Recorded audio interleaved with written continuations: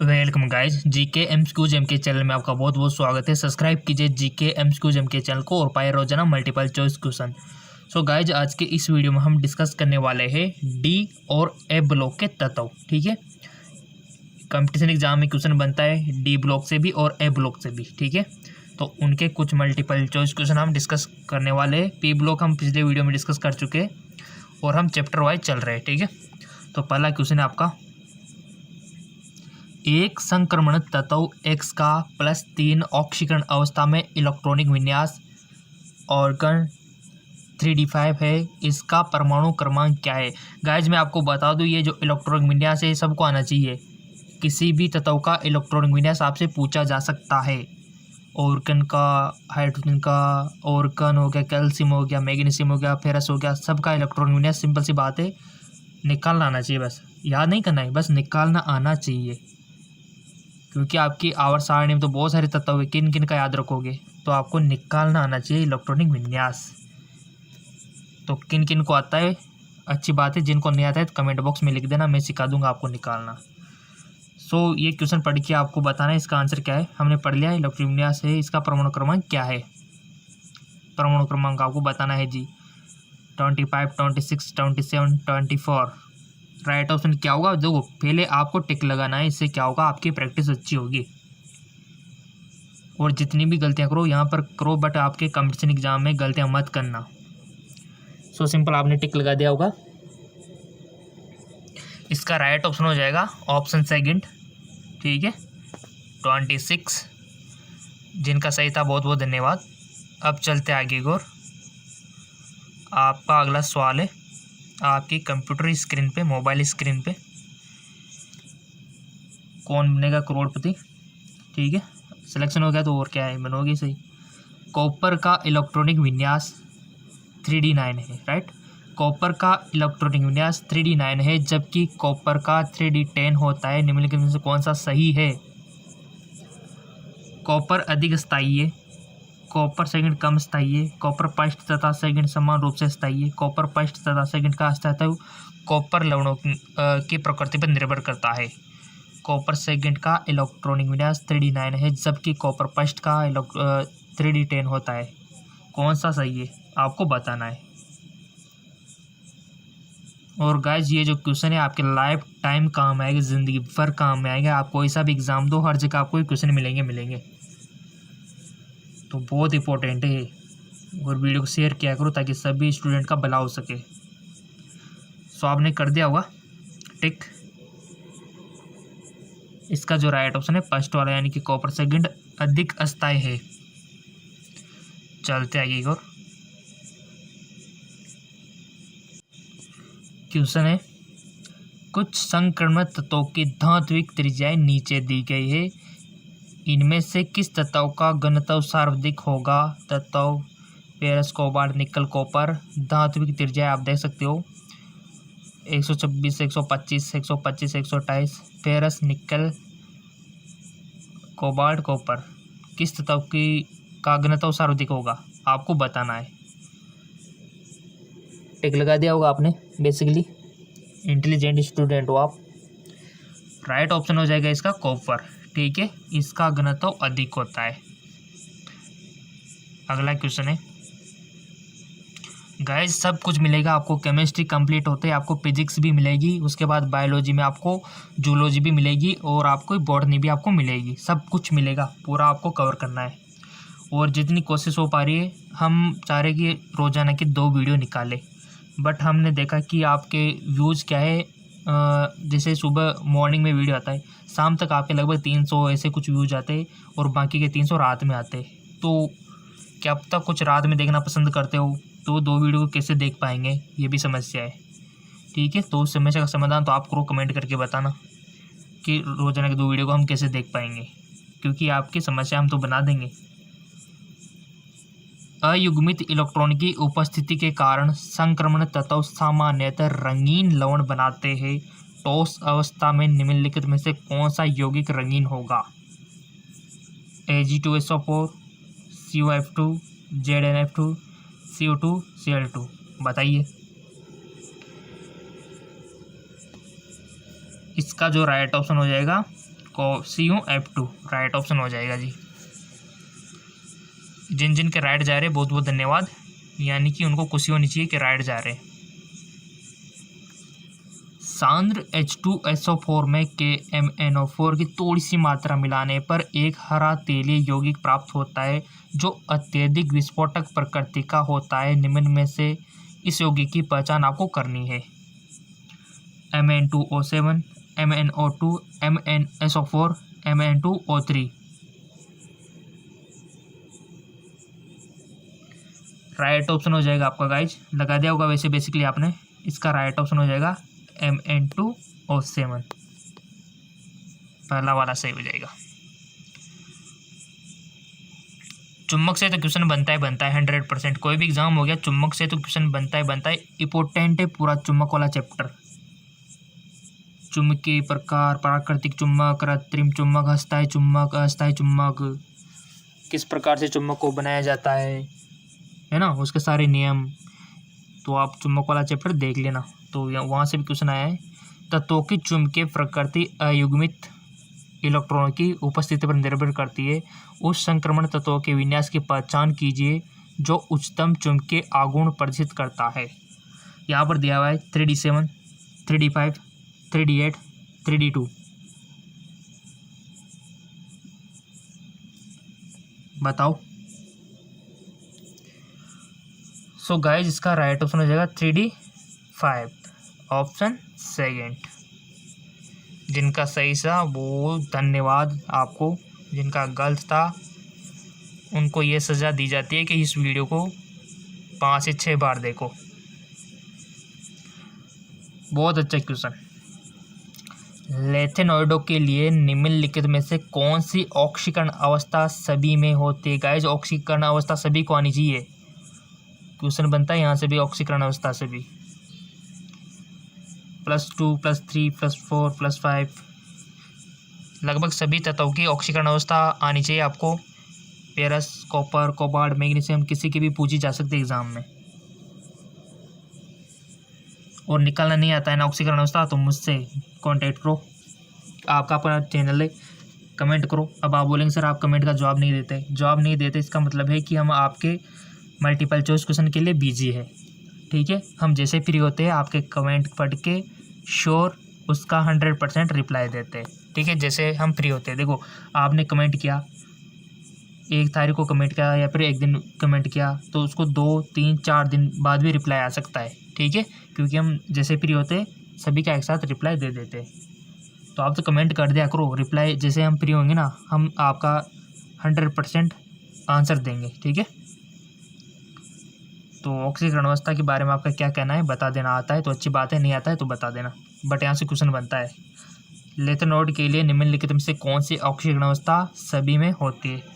तो +2, +3, +4, +5 तो आपको राइट ऑप्शन बताना है। सो सिंपल इसका राइट ऑप्शन हो जाएगा +3। ठीक है, चलते आगे और। निम्न में से कौन सी अभिक्रियाएं असमानुपातन अभिक्रियाएं हैं। असमानुपातन अभिक्रिया देख लो, अभिक्रिया चारों आपके सामने है। टाइम दे देते ताकि आपको कोई दिक्कत ना हो और हर एग्ज़ाम में आपके काम आएगी। ये कितने अच्छे अच्छे क्वेश्चन है आपके सामने। और किसी भी टॉपिक पर अगर डाउट होता है तो उसको हम क्लियर करवाते हैं। जैसे बहुत सारों को विटामिन से रिलेटेड भी डाउट होता है, किसी को बहुलक पे पॉलीमर जो होते हैं उन पे डाउट होता है, किसी को हार्मोन पे डाउट होता है ना, किसी को प्रोटीन के टॉपिक पर डाउट होता है, किसी को कार्बोहाइड्रेट के टॉपिक पर, किसी को वसा पे, फैट पे। ठीक है, बहुत सारे टॉपिक है हमारे पास। तो किसी को डाउट होता है तो हम उसको क्लियर भी करवाते हैं, ऐसी बात नहीं है, समझाते हैं ताकि इस स्टूडेंट को समझ में आ जाए, रटना ना पड़े। देखो रटनी बुरी बात है, सबसे बुरी बात। रटने वाली विद्या कभी काम नहीं आती है, वो आपके लिए भी खतरा है और दूसरे के लिए भी खतरा है। जो चीज़ समझ में आती है ना बस वही काम आती है और वही लाइफ टाइम में आपके खुद भी इम्प्रूव होते हैं उससे। सो इतनी देर में तो आपने टिक लगा ही दिया होगा। सो सिंपल इसका राइट ऑप्शन हो जाएगा कॉपर पॉजिटिव Cu2++Cu, यानी कि फर्स्ट वाला आपका राइट ऑप्शन हो जाएगा, ये वाला। ठीक है, चलते आगे को। सॉरी, इसमें जो ये दिया हुआ है इसका मतलब आप समझे नहीं, ठीक है, और बहुत से ने मान भी लिया होगा। असमानुपातन अभिक्रिया किस प्रकार से, ये इस प्रकार से दिया हुआ है कि कौन सा ए और बी, ए बी सी या फिर बी सी डी, या फिर सही बताया था हमने, बट इसके साथ ये तो होगा सही, इसका ये भी होगा, ठीक है, दोनों आएंगे। सिंपल सी बात है, यानी कि आपका ऑप्शन फर्स्ट ही रहेगा। दोनों आएंगे गाइस, इसमें ए भी आएगा और बी भी आएगा, ठीक है, हमें एक के चक्कर में रह गए, दोनों आएंगे इसमें। चलते आएगी और रोजाना मिलते रहेंगे क्वेश्चन की, आप फिक्र मत करो, रोजाना, एक दिन भी एब्सेंट नहीं होगा। आपको तो बस क्या करना है, सब्सक्राइब करके बेल आइकन पर प्रेस कर देना है, समझो आपका एडिशन हो गया फ्री में, और रोजाना आपको मल्टीपल चॉइस क्वेश्चन मिलेंगे फ्री ऑफ कॉस्ट। और ऐसे कोरोना वायरस में, लॉकडाउन में तो घर पे पढ़ना है, ठीक है, तो हम उसको ध्यान में रखते हुए आपको पढ़ा रहे हैं ताकि आपके एग्ज़ाम की तैयारी होती रहे। पहला क्वेश्चन है, जब KMnO4 विलयन को ऑक्जेलिक अम्ल विलयन में मिलाया जाता है तो प्रारंभ में इनका विरंजीकरण धीमा होता है, परंतु कुछ समय बाद यह ताक्षणिक हो जाता है, क्योंकि उत्पाद के रूप में CO2 बनती है, अभिक्रिया ऊष्माक्षेपी है, MnO4 अभिक्रिया को उत्प्रेरित करता है, Mn2+ स्वउत्प्रेरक के रूप में कार्य करता है।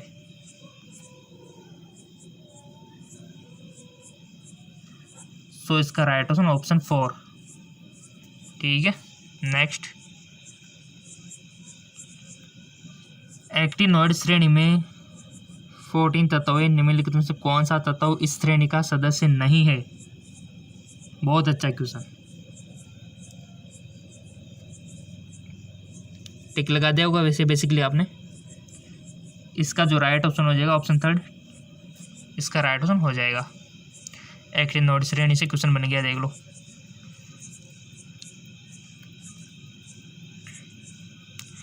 अम्लीय माध्यम में KMnO4 ऑक्सीकरण कर्मक के रूप में कार्य करता है। अम्लीय माध्यम से 1 मोल सल्फाइड आयनों के साथ अभिक्रिया करने है तो आवश्यक KMnO4 के मोलक संख्या आपको बतानी है।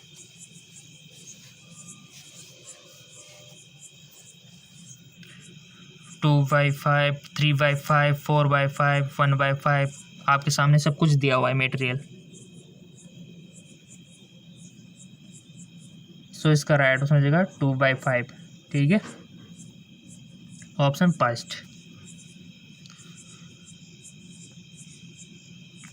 अगला क्वेश्चन है, हर टॉपिक पर आपको मिलेगा, चाहे वो आपका बायो का हो, जूलॉजी में किसी भी बॉटनी का हो, जूलॉजी का हो या फिर बॉटनी का हो, बायो में, ठीक है, रसायन विज्ञान हो, भौतिक विज्ञान हो, सब कुछ मिलेगा और आपको जनरल नॉलेज भी मिलेगी। निम्न में से कौन से उपद्रवी ऑक्साइड है? निम्न में से कौन से उपद्रवी ऑक्साइड है, बताओ।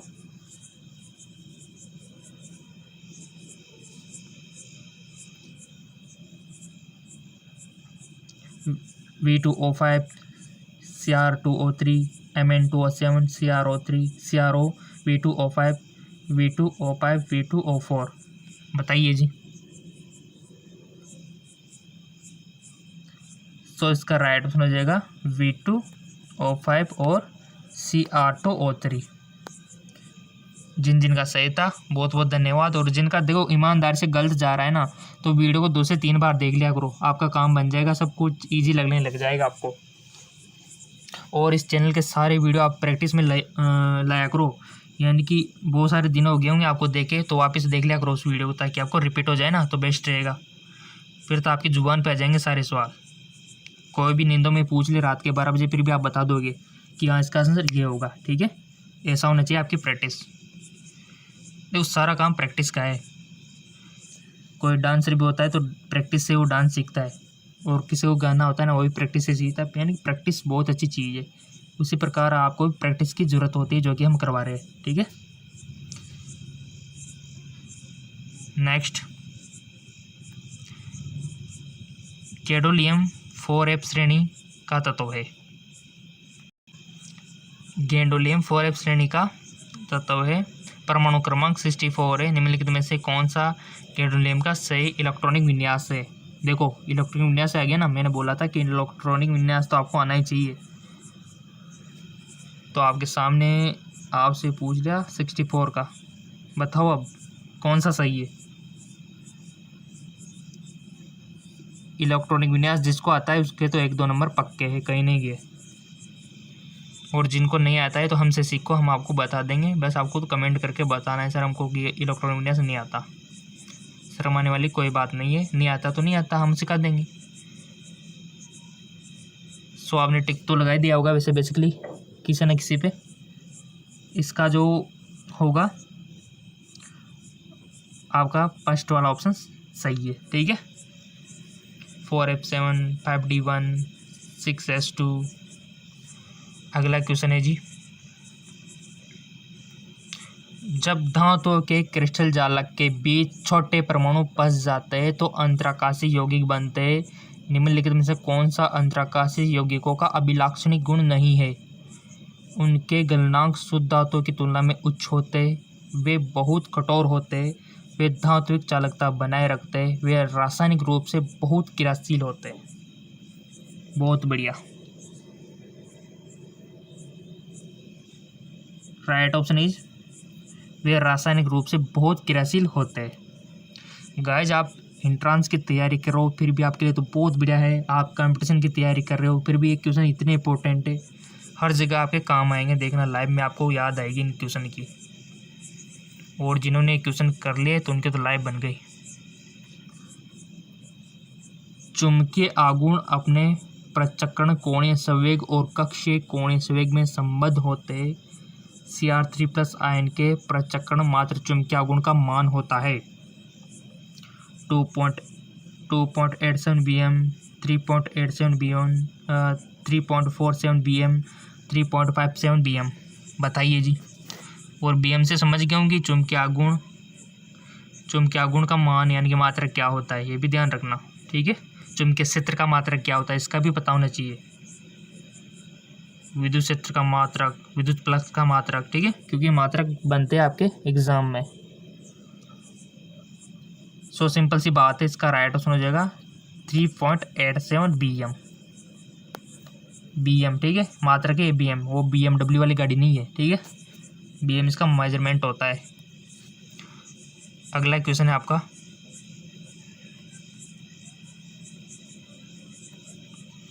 सारे माध्यम में KMnO4 ऑक्सीकरण क्रमक के रूप में कार्य करता है। जब सारे KMnO4 की अभिक्रिया कैसे कराई जाती है तो आयोडाइड आयन किसके ऑक्सीकृत होता है, I2। यहाँ पर दिया हुआ है आपके सामने चारों ऑप्शन। और गाइज आप फॉलो किया करो इंस्टाग्राम पे, फेसबुक पे, ठीक है। हमारी इंस्टाग्राम फेसबुक का लिंक नीचे दिया हुआ है ताकि वहाँ पर भी कुछ इन्फॉर्मेशन मैं आपको देता रहूँ टाइम टू टाइम। कोई भी क्वेश्चन नहीं आता है, जैसे कि अभी कोरोना के क्वेश्चन बनेंगे उसके भी मैं वहाँ पर आपको पोस्ट डाल दिया करूँगा, क्योंकि सब चलाते होंगे इंस्टाग्राम फेसबुक तो लिंक मैं नीचे दे दूँगा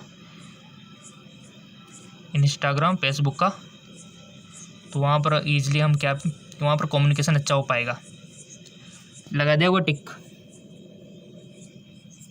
सिंपल सी बात है। ऑप्शन 3 इसका राइट ऑप्शन हो जाएगा जी। नेक्स्ट, निम्न में से कौन सा कथन सही नहीं है, बताइए जी। कॉपर अम्लों से हाइड्रोजन मुक्त करता है। अपने उच्चतर ऑक्सीकरण अवस्था में मैग्नीज ऑक्सीजन और फ्लोरीन के साथ अस्थायी यौगिक बनाता है। जलीय विलयन में Mn3+ तथा CO3+ ऑक्सीकरण क्रमक होते हैं। जलीय विलयन में Ti तथा Cr2+ अपचय क्रमक होते हैं। तो इसमें कौन सा कथन सही नहीं है? अगर आपने पढ़ा होगा ना इनके बारे में बेसिकली तो आप इजीली टिक लगा पाओगे। और आप ज़रूर पढ़ के आए होंगे 11th 12th में। राइट ऑप्शन इसका हो जाएगा कॉपर अम्लों से हाइड्रोजन मुक्त करता है। सिंपल सी बात है, सत्य है, अम्लों से हाइड्रोजन मुक्त करता है, ठीक है। अगला क्वेश्चन है जी आपका, पढ़ लो, लाइव बन जाएगी आपकी। जब, क्योंकि हर जगह डिमांड होती है पढ़ाई की, सिंपल सी बात है। आपकी मैरिज की बात आएगी फिर भी पढ़ाई आगे आएगी कि बच्चा या फिर कोई भी बच्ची, कोई भी लड़का या फिर लड़की कितनी ग्रेजुएशन है, आपका क्वालिफिकेशन क्या है, ये तो आजकल कॉमन हो गया है बेसिकली। और सबसे पहले यही पूछा जाता है। आपका जो पर्सनैलिटी डेवलपमेंट है वो भी इसी से होता है। ठीक है, कम्युनिकेशन जो स्किल डेवलपमेंट होती है वो भी इसी से होती है। यानी कि एजुकेशन बहुत कंपलसरी है गाइस वाक्य में, इसके बिना जीवन अधूरा है। तो पढ़ लिया करो, सब्सक्राइब करके बेल आइकन पर प्रेस कर दिया करो, फॉलो कर दिया करो, ताकि इसी प्रकार की नॉलेज भी आपको मिलती रहे। जब SN2+ लवणों में अम्लीकृत K2Cr2O7 विलयन मिलाया जाता है तो SN2+ परिवर्तित हो जाता है। ऑप्शन आपके सामने दिए हुए हैं स्क्रीन पे। राइट ऑप्शन इसका SN4+, ऑप्शन थर्ड। अगला क्वेश्चन है, और गाइज रोजाना मल्टीपल चॉइस क्वेश्चन लेकर आना छोटी मोटी बात नहीं है आपके लिए, क्योंकि आप लोगों का प्यार दिख रहा है, इसलिए हम रोजाना, आपने भी नोट किया होगा कि रोजाना 8 से 9 बजे के बीच हर सुबह MCQs हम आपको मिल जाता है। तो ये तो आप लोगों का प्यार है। हम अपना काम बाद में करते, पहले हम स्टूडेंट की सोचते हैं कि उनको वीडियो देना है। तो फॉलो करने में आपका कुछ नहीं जा रहा, आपका ही फ़ायदा है। मैग्नीज की फ्लोराइड में अधिकतम ऑक्सीकरण अवस्था +4 MnF4 होती है, परंतु ऑक्साइड में अधिकतम ऑक्सीकरण अवस्था +7 होती है। बहुत अच्छा क्वेश्चन, और गाइज एक बार क्या है तो 5-6 बार बन चुका है क्वेश्चन इंट्रांस एग्जाम में।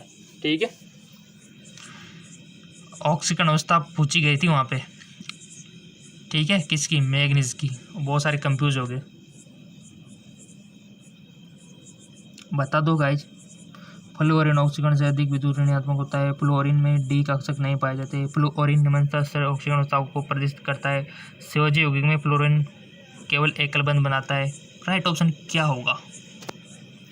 रटना नहीं, समझना है। क्वेश्चन समझो, क्वेश्चन में कोई भी दिक्कत आती है तो कमेंट कर दिया करो। ठीक है, कोई दिक्कत तो लगा दो टिक। बहुत सारों ने लगा दिया होगा वैसे। राइट ऑप्शन इसका हो जाएगा लास्ट वाला, यानी कि ऑप्शन 4, यानी कि सहसंयोजी यौगिक में फ्लोरीन केवल एक बंध बना सकती है, जबकि ऑक्सीजन 2 बंध बनाती है। ठीक है, अगला क्वेश्चन है, यद्यपि ज़िरकोनियम 4D संक्रमण श्रेणी में संक्रमण तत्व से क्वेश्चन बनता है। संक्रमण तत्व भी याद रखना, 4D संक्रमण श्रेणी में तथा हैफनियम 5D संक्रमण श्रेणी से संबंध रखता है। फिर भी यह समान भौतिक और रासायनिक गुणधर्म प्रदर्शित करता है, क्योंकि दोनों D ब्लॉक से संबंधित है, दोनों में इलेक्ट्रॉन की संख्या समान है, दोनों की परमाणु त्रिज्या समान है, दोनों आवर्त सारणी में के एक ही वर्ग से संबंध रखते हैं। सो इसका राइट ऑप्शन थर्ड वाला हो जाएगा, दोनों की परमाणु त्रिज्या समान है। ठीक है, नेक्स्ट।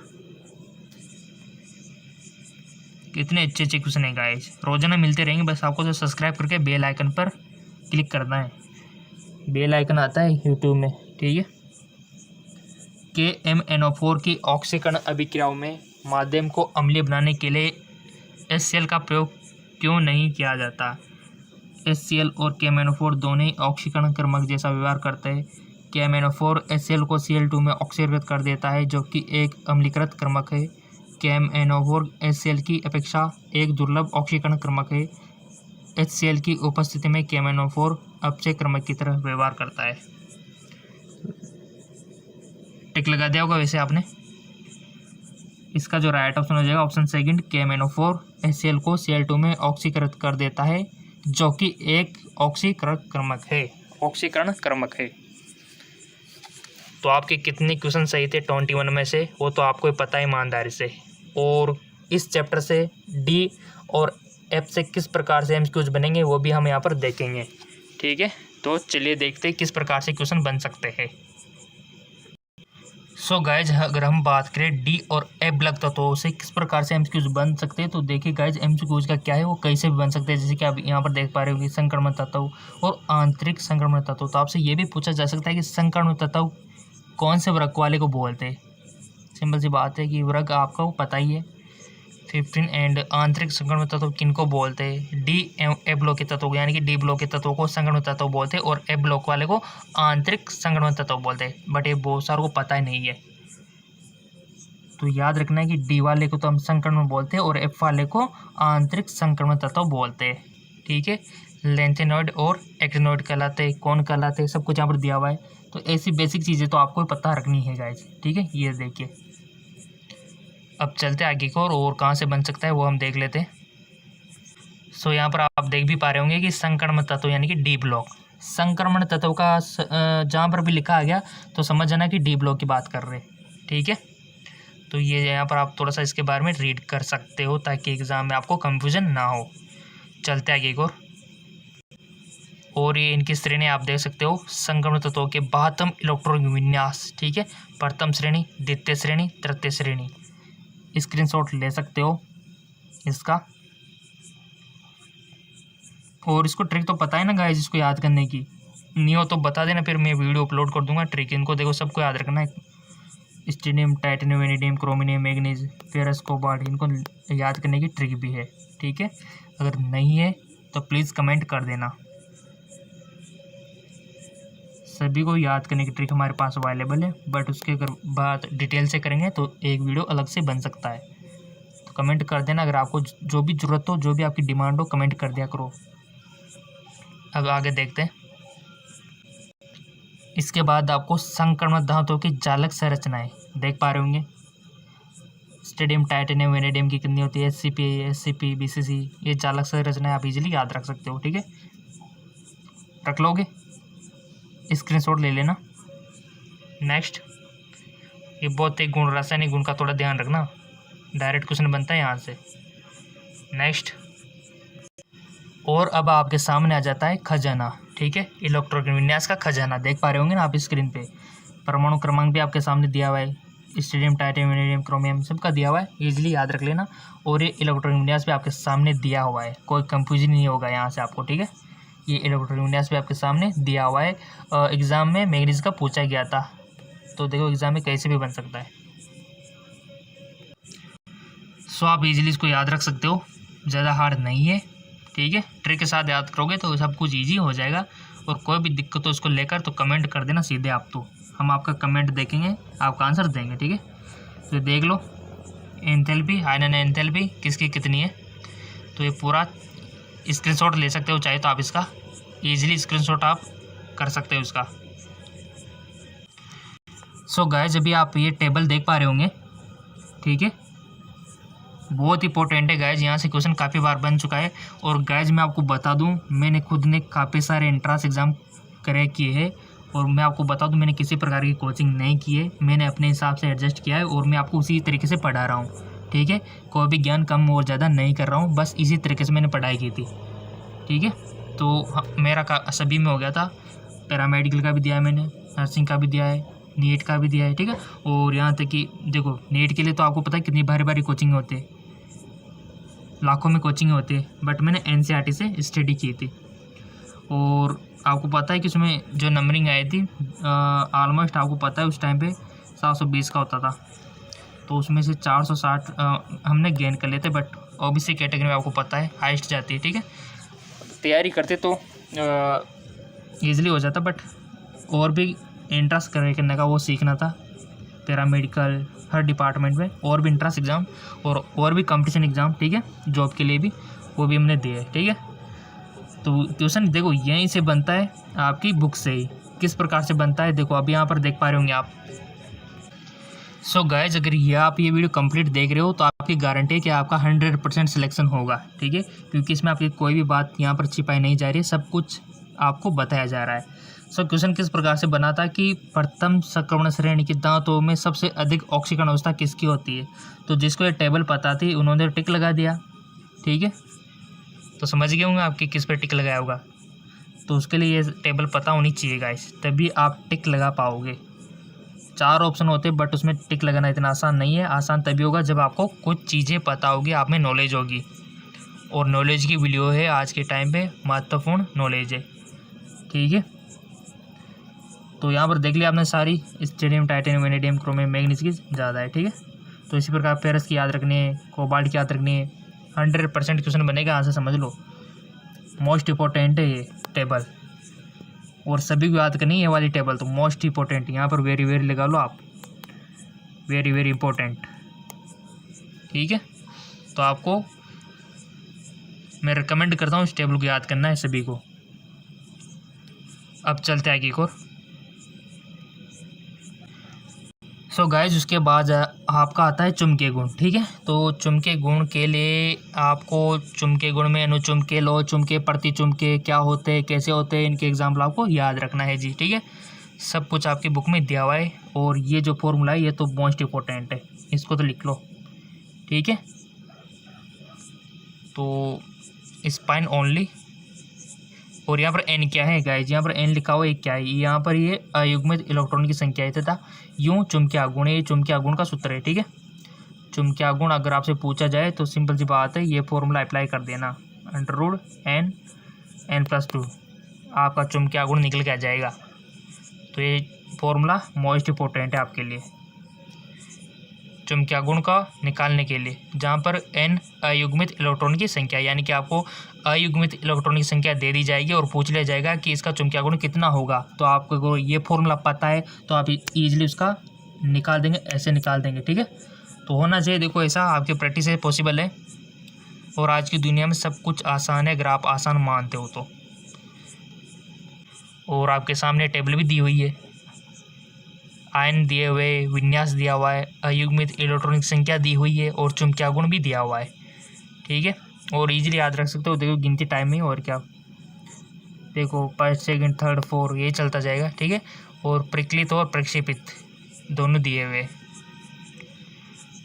ये देखिए टेबल कंप्लीट। ये देखिए, तो इस टेबल को थोड़ा सा देख लेना ताकि आपका आंसर जब भी आए तो आप समझ जाएंगे कि हाँ लगभग वही है, तो आप उसको सही कर पाएंगे। ठीक है, कोई डाउट ही नहीं रहेगा आपको।